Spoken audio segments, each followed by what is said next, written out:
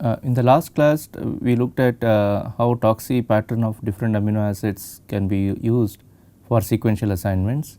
So, basically the idea is that each of the peaks of these residues such as the alpha peak, the beta peak and gamma peak, they have very regular pattern for each of the amino acids, 20 amino acids. So, we call it a fingerprint. So, each amino acid can be identified based on the chemical shifts in the aliphatic portion of the spectrum. So, this is shown here. So, you can see for all the 20 amino acids, you can see that there are very nice different patterns which can be utilized for matching the residues. So, this is what we will use now as we go along in for sequential assignments. So, you can see this is for glycine, there should be, as I said, there should be 2 peaks, sometimes you may get 1 or sometimes you may get 2, but they are not chemically equivalent at times.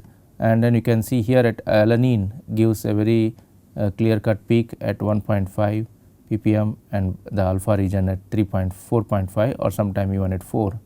So, as different amino acids have different characteristic patterns. So, basically what we do next is that given the toxi spectrum, the 2D toxi spectrum, we have to now identify the different spin systems in the peptide.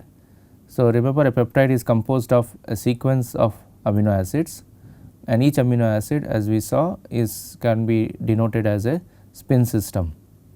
So, that is what we will do. We will also look at the H alpha. So, you can see one thing, if you notice, the H alpha regions are kind of not very distinguishable from each other.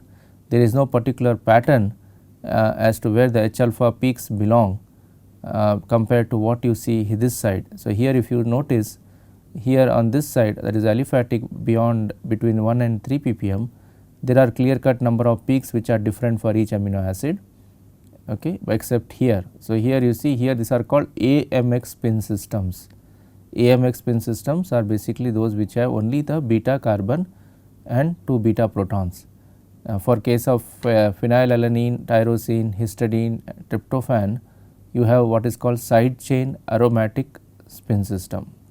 But we will not look into all those when we go for sequence specific resonance assignments, in which we only look at the backbone and the side chain up to the beta protons or carbon or gamma carbons.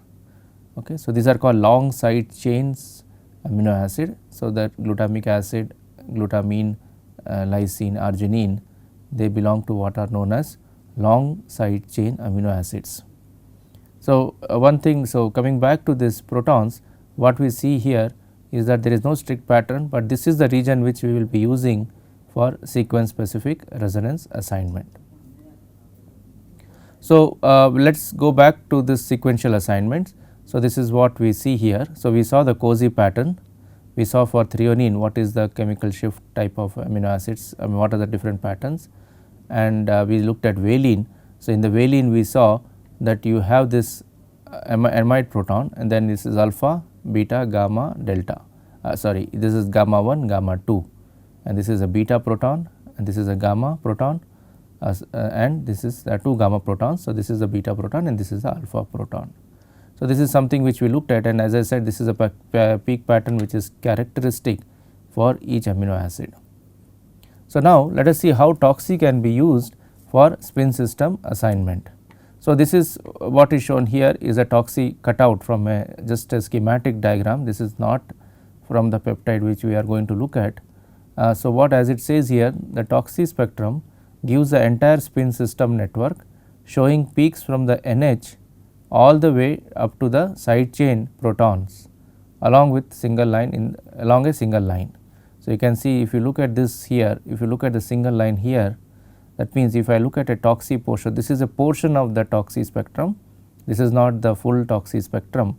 So, for a given for a portion of the toxi spectrum, you see, you can see from NH, this is alpha, this beta, gamma, delta and so on for each amino acid, and this is what we will be using for sequential assignments. So, this is basically in the case of nosy, what happens is we will see that later, but in a nosy we not only see the spin system along this line, but we will also see the neighboring amino acid peaks also in this. So, right now let us not focus on this, we will go ahead and come back to this at the later point. So, this is basically what how do we assign the sequential peaks. So, you can see here, for example, you have a toxi peak which is showing for alanine, you have alpha and beta, this is the protons, and let us say you have a leucine. So, now I am looking at a dipeptide. Okay. So, when you look at a dipeptide region of a amino acid, what we are going to see. So, let us say that this is the NH of I, residue I, and this is NH of residue I minus 1. So, let me again illustrate you where we are actually focusing on here. So, if look at this is a toxi spectrum. Okay. So, this is diagonal. So, we are looking at toxi, and this is between 0 to 10 ppm, and this is between 0 to 10 ppm. Okay. So, the amide region comes in this portion, this is 7 to 10 ppm. So, this is the amide region. Okay. So, what we are looking at in all these cases is basically this region. So, we are looking at a particular strip. So, we are looking at a particular residue. So, if we go back to the previous slide. So, if you see in this previous residue here, this slide we see here, we see this strip here, we can see a line of peaks belonging to one amino acid, and this is what we known as a strip. The strip because I can cut out a strip like this, and that will correspond to one amino acid. So, in that particular region, this is the toxi region, but again remember we are looking only at the amide region. So, 7 to 10 ppm, and this is the region where all the peaks are coming in the amide portion. So, if you look from the amide regions, that is the NH, the amide means NH. So, for a given residue, let us say I, we have identified suppose the spin system, and we know it is a leucine spin system. Okay. So, right now in this class we are going hypothetically through a schematic drawings, we are not looking at a real peptide. We will see the real peptide in the next few slides, I mean the data from an actual peptide, but so right now it is all in a schematic mode. So, if you see if you look at an amide NH region of amino acid which is somewhere here in this region of the spectrum. So, this is the total toxi spectrum, and this is the amide region here, and in particular one, let us say one particular spin system we identify as leucine. Okay. And there is another spin system where we identify as alanine. Okay. So, these are two different spin systems, both of which are present in the toxi region. Okay. So, now we want to figure out which is coming after which. So, you can see as per the letters written down text here, NH is residue I and NH is this residue is I minus 1. That means, alanine is coming before leucine. Okay. But how did we find that out? We can find it out from the nosy. So, what will happen in a nosy is that the two different spin systems which are there in toxi, that will be combined, you will see in a nosy. Okay. So, if you look at the nosy NH region, so if you look at the NH chemical shift of the leucine, the same chemical shift. So, you see this is the leucine spin system, okay, and there is this residue I, which is NH value is somewhere, let us say 7.1. So, let me again write down so that is clear. So, let us say that this one is 7.5. Let us say, sorry, I will erase this. So, let us say that this is 7.5 ppm, and let us say this is 8.1 ppm. Okay. So, this is the amide chemical shift. Now, here this particular region is going to be, we are looking at is 7.5. Okay. So, this is same as the leucine. Okay. So, now in this particular region here, when it is 7.5, that is the same chemical shift, but this is coming from a toxi spectrum and this is coming from a nosy spectrum. So, in the nosy, what you will notice is that you will notice the leucine chemical shift which are shown in the red color. Okay. So, the leucine chemical shifts are coming in the red color in the same ppm value as in the toxi, and this is not surprising because this is nothing but the same amide chemical shift as the toxi. So, toxi and nosy are giving the same correlations, they always give the same correlations, but additionally now if you see, so this is what is shown by this line. Now what you will see, these green peaks here, they correspond to alanine chemical shifts. So this is the beta proton of alanine and this is the alpha proton of alanine, and also we are getting a correlation to amide. So what is happening here is that in a nosy spectrum, you not only see the correlations of the toxi from the same residue where you are looking at. So, for example, I am looking at this line which is 7.5 ppm, and the same line 7.5 ppm in toxi will give me a spin system, and therefore, that spin system is completely observed here, means it is present in this line also. But additionally in this line we will also get the correlations from I minus 1. Okay. So, this is where the most important aspect of nosy and toxi combination comes into play. The idea here is that in a toxi you see individual spin systems, that is individual amino acids, but in a nosy you get a combination, you get a dipeptide, you get two amino acids together. And why is this happening? This is happening because the neighboring amino acid is not very far away from the amino acid which we are looking at. So, we are looking at a residue I, and I minus 1 is not far away, it is within 5 angstrom. So, if you draw this picture again here, so we are looking at a dipeptide like this.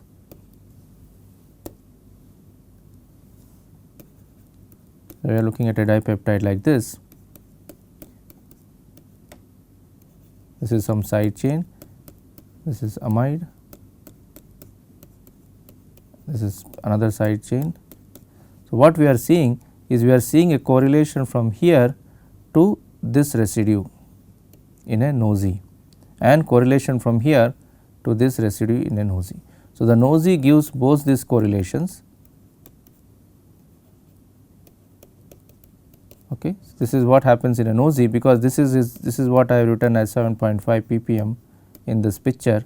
So, I am getting correlations, that is connectivity information from not only this amide, this portion here, to the self means to the residue I. So, I will call this I am also getting correlation to I minus 1 in a nosy spectrum, but not so in the toxi. So, we have seen this in the previous class, that in a toxi you get correlation only from the self amino acid, that is only from its own amino acid, this is I, but you do not get I minus 1 correlation which is present only in the nosy spectrum. Okay. So, now we can see what is the advantage is that I am able to get a correlation between I and I minus 1 between two amino acids. So, this actually can be used for what is called as sequential assignment.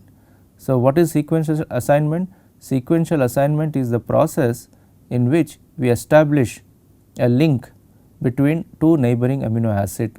So, if I go from I establish a link correlation to I minus 1. Now, if I go to I minus 1, that is this NH here 8.1 ppm, and if I go to the nosy of that, so that is not shown here, but if I go to the nosy of that residue, then I will get correlation to I minus 2. Similarly, if I go to I minus 2, I will get correlation to I minus 3, and so on. Similarly, if I go to I plus 1, which I do not know which is I plus 1, any residue, suppose there is a residue I plus 1, that should show a correlation to the residues of the spin system I. So, in the nosy. Okay.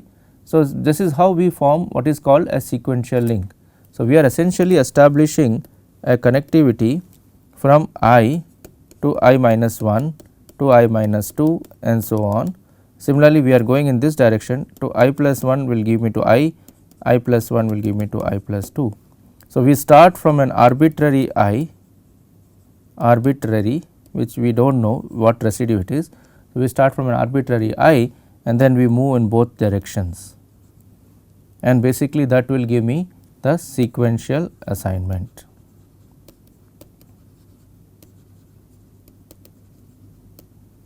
So, that is the goal of this whole exercise, is that I am trying to establish sequential resonance assignments, and that is done by which starting from an arbitrary spin system I, which we do not know what residue it is, we can identify it based on the toxi that it could be a particular amino acid type. Then starting from I then look for a correlation to I minus 1 in the nosy. Then I will also see in nosy which other spin system is giving correlation to I. That should be then I plus 1, because I plus 1 will give it to I. So, one thing you see in this case, in this experiment, in this discussion, is that we are only unidirectional, it is a one way path, meaning I am only looking at correlation from I to I minus 1. That means, in a nosy spin system, in a nosy peak, in a nosy spectrum, for a given residue I will get correlation only to I minus 1. And why is that so? That we will see that later. You can also get a feel from this picture here that this amide residue is close in within 5 angstrom for the nosy to be observed in to the sequential I minus 1. But if it has to see correlation to I plus 1, that is little far away, it goes beyond this here, because there is a amide bond here and then comes the side chain. So, typically the I minus 1 is the closest for the amide proton of a residue I, but I plus 1 is not so close. So, therefore, any spin system I in a nosy will show correlation to mainly I minus 1 spin system. Okay. So, if you want to see I, you have to go to I plus 1, then I plus 1 will give correlation to I, and I plus 2 will give to I plus 1. So, you see we are going in the direction from I to I minus 1. So, this is basically the point in the entire exercise when we use nosy for sequence specific resonance assignment. So, let us see now what we will do is we will only focus on this portion in the next slide, and from there we will see how we can do the sequential assignment from by going from I to I minus 1 to I minus 2 and so on, or I to I plus 1, I plus 2 and so on. So, that is basically our goal. Our goal is to establish a link between the spin system I and other spin system in the molecule, the peptide. So, this is what I was showing, that we are going to look at only the alpha region. Okay. The idea is that this alpha region will be used for establishing the connectivity. This means I and I plus 1 or I and I minus 1 at any point, and then once we identify the connectivity, then we will go to the side chain here to identify what amino acid it is. So, let us do this exercise. So, this is what is shown is again as a schematic. The real example, as I said, we will take it up subsequently. So, this is a 2D nosy spectrum, and if you again you should keep careful attention to the point that we are looking at a very small region of the whole spectrum. This is not the full spectrum. The full spectrum will go from 0 to 10 ppm on both the axes, but here we are only looking at amide region, which is 7 to 10 ppm, and we are looking only at the alpha region, H alpha, and if you recollect from the previous slide, it comes somewhere between 3.5 to 5 ppm. So, this region what you are seeing on the y axis is actually only from 3.5 to 5 ppm. So, now what we will do in a rosy, taking a nosy, or it can be a rosy, it does not matter, both experiment give, remember, the same correlations. So, I will take a rosy or a nosy spectrum, and then I will zoom into a particular spin system I, and remember again this is an arbitrary, I am just looking at some peak in the rosy spectrum and I will call that as I, and this is in the H alpha region. Now, from the toxi I will know the spin system which is corresponding to I, but in the nosy I will only look at the correlation it is giving to another peak. So, in a rosy spectrum it will give me a correlation to I minus 1. Then I minus 1, if I go more further, it should now correspond to some, this is the H alpha of I minus 1. So, when I actually look at the self chemical shift of I minus 1, which is here, then at that place not only this I minus 1 will be there, this peak, but it will now show correlation to I minus 2, because I started from a residue I which is arbitrary, and I found its I minus 1, because in a nosy I get both the correlations. Now, I searched along this line, horizontal line, and saw where this comes, and I found that it comes here, and that vertical line now corresponds to I minus 1, because it is the self, means its own, and it was a sequential. So, when the self of I minus 1 is found, there if I look, I may get another peak which will now belong to I minus 2. So, remember this peak can come either down or up, that is not important. What the important here is that this along the horizontal line you go, you find the peak corresponding to I minus 1, then you go along the vertical line and you get I minus 2.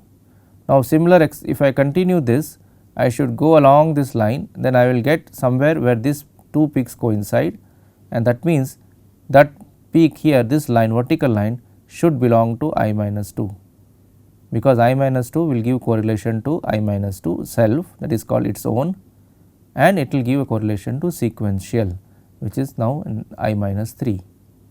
So, you can see here what we are doing essentially, you are starting from a self, means some residue I which is itself chemical shift, its own chemical shift, going along the vertical line, finding in this line within this region. So, remember we are only focusing on this region, and this region is called the H alpha region. So, within the H alpha region I go up, I find I minus 1 which is a sequential. Then I go along the horizontal, then I see where this I minus 1 comes in this spectrum, and I notice that it comes somewhere here in this vertical line, and that vertical line now becomes I minus 1 NH, means the amide of I minus 1. So, again remember we are looking at the amide portion. Once I find that I minus 1 NH, again I search either up or down to see if I see another peak, and if I get another peak, that peak should now belong to I minus 2, because in a nosy I gives only to I minus 1, I minus 1 gives you only to I minus 2, and so on. So, now once I got I minus 2, I will go horizontal along this line, find another spin system where this is present, and that spin system now should belong to I minus 2, and its sequential will come as I minus 3. So, this is the manner in which we carry out sequential assignment. We are essentially linking, again remember the word link, we are linking or forming a sequential correlation between a residue I and its sequential I minus 1. So, now let us come to this place here. So, suppose when I started arbitrary from a residue I or a peak I, from the TOC, as I said, we will know the spin system, and suppose that spin system belongs to a residue alanine. It looks, suppose it is an alanine spin system, and let us say I minus 1 which is along this line, vertical line, is, let us say suppose it is another spin system leucine, and I minus 2 let us say is glycine. So, what we have done now based on this TOC, we have identified the spin system corresponding to I minus 1, I minus 2, and we have also formed a link between them using the nosy spectrum. So, what we have to do now is search in our sequence of amino acid if there is such a system, if there is such a string of amino acids. This is our peptide sequence which is shown here. So, suppose this is our peptide sequence. Now, I will search for a residue which is I should be ALA, L should be I minus 1 glycine, that means it should be a GLA spin system. So, there is a typo here. So, let me correct this. So, this is basically this will be, so I will call other way around. So, let me say that this I is glycine, I minus 1 is leucine, and I minus 2 is alanine. See, it does not matter because this is just a schematic right now. So, we are only looking for a tripeptide because we have formed a tripeptide connection here. So, that means I am looking at a system I is glycine. So, alanine, leucine, glycine. So, this is I minus 2, this is I minus 1, this is I. So, what I have done here is based on the TOC, I have identified a tripeptide, TOC and nosy, identified a tripeptide which is ALG, and now I am trying to look for this tripeptide in my peptide sequence. Okay. So, the peptide sequence you can see, I can see that there is a ALG here, and which is what I got from my linking of the residues. So, this is how we say that we have assigned this spin system. So, we can say now that we have assigned these tripeptides ALG. Okay. So, remember one thing is that yes, ALG, each of them is unique amino acid. So, you may have to still establish a link between them, only then you can say that I have completed the assignments. Without establishing a link between amino acids like we do based on NOSI and TOXI, we cannot say that we have done the sequence specific resonance assignment. So, sequence specific resonance assignment, now if you recollect, it is based, there are two things we have to achieve in that. Number one, we have to do spin system identification, means from the TOXI we have to identify all the amino acids, what amino acids they belong to, and from the NOSI we have to establish a sequential link. So, let us take an example, a real example of a peptide and with data, and then go through this exercise again with real experimental spectrum. So, this is the peptide which we are going to look at how we can assign using the approach which we have learnt just now. So, this is a 1D spectrum of this MFYGL peptide. So, M is methionine, phenylalanine, tyrosine, glycine and leucine. So, now looking at this 1D spectrum, it is not possible to assign because there are a lot of peaks and which are overlapped and the multiplex structure is not clearly visible. So, we will basically have to use the 2D approaches that we have learnt in this class. So, let us look at the different regions of this 1D spectrum. So, this is called the methyl region because this all the peaks belonging to the methyl groups will come between 0 to 1 ppm, 1.5 to 2 ppm. So, what are the methyl amino acids here? It is basically leucine and there is a methyl group in methionine. So, those are the peaks which will appear here. Then the next region is called as the H alpha, H beta, H gamma. This is the methylene region. In the methylene region you get CH2 peaks and that comes typically between 2.2 to 3.5. Then comes the H alpha, that is the backbone H alpha region of all the amino acids, and there are invariably always between 3.5 to 5 ppm depending on the secondary structure. So, this is going to be a very important region which we will focus for sequential assignments which we saw, and this is the aromatic region which comes between 7 to 7.5, and this is similar to what you see in the organic compounds. We saw that we also get aromatic peaks in this region, and then comes the amide region. So, amide region is basically the backbone CONH amide and as well as side chain amide. Side chain amides are present in some amino acid such as asparagine, glutamine, they are amides, and side chain amines are also there in amino acids such as lysine. So, we are now going to focus on how we can use these two regions. So, essentially the H amide and H alpha region will be useful for us. So, let us go through the different 2D spectrum for this peptide. So, the first experiment you would record is the 2D proton-proton cozy, and as we have seen, this experiment basically correlates two protons which are close to each other. So, in this peptide we will call this side as the N terminus and this side as the C terminus. This is typically the nomenclature or notation which is used in peptide assignments or protein assignments.